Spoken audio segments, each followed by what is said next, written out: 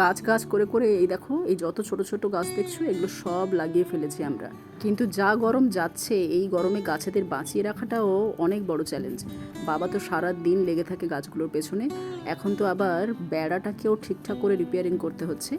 আমাদের গ্রামে এখনো পর্যন্ত, অন্যান্য কোথায় আছে জানি না, অনেকের বাড়িতে নিশ্চয়ই থেকে থাকবে, আমাদের বাড়িতে বাবা এখনও বাঁশকে ফাটিয়ে ছোট ছোট বাঁশের বাতা তৈরি করে। সেই বাতাগুলো দুদিক থেকে সাপোর্ট দিয়ে মাঝখানে রাংচিতার গাছ বসিয়ে বেড়া তৈরি করে। আর সেই বেড়াগুলো দেখতে অপূর্ব লাগে। এই দেখো, এইভাবে মানে সুন্দর একটা প্রাকৃতিক উপায়ে বাবা বেড়া তৈরি করে, যেটা দেখতেও ভালো লাগে, সবুজ হয়ে থাকে বর্ষাকালে।